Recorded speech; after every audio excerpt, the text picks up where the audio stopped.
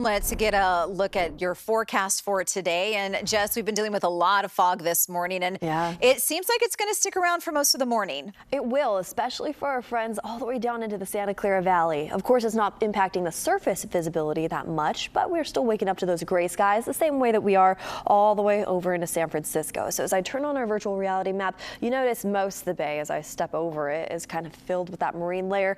It will pull back as we head into the afternoon hours. We'll be exposed to plenty of sunshine off into the East Bay today, matched with some 90s in the forecast from Concord over into Walnut Creek and Antioch. 80s this afternoon near Livermore. Let's start up north real fast. 70s today near Napa. Beautiful weather to get out there and get some fresh air, and we're continuing to keep a close eye on the air quality, but for now we're still in that good to moderate category throughout most of the bay. As we make our way along our coastline, we're holding on tight to 60s with that fresh air moving in from the Pacific. It'll get a little bit breezier as we head into the afternoon hours today, along the coast at least, close up to around 20 miles per hour at times.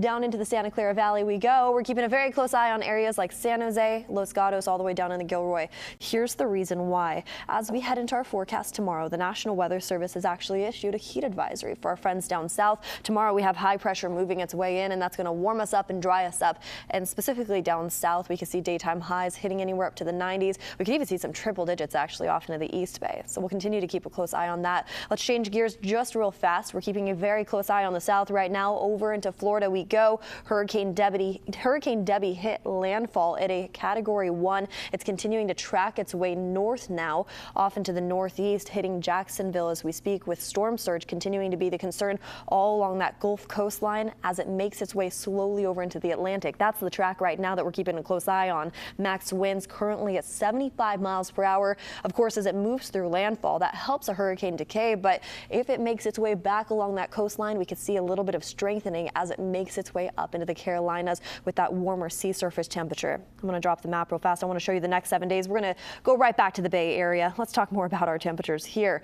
No, we're not dealing with hurricane activity. We're just dealing with marine layer in the morning and a little bit of a heat wave as we head into our Tuesday forecast. Like I mentioned, a heat advisory in effect tomorrow throughout the Santa Clara Valley. We'll hit the 90s tomorrow and then kind of flirt back and forth with the low 90s and upper 80s as we wrap up this week, heading into this weekend's forecast. But that's our inland areas with sunshine to kind of be the light at the end of the tunnel for us as we head into our weekend here in the Bay.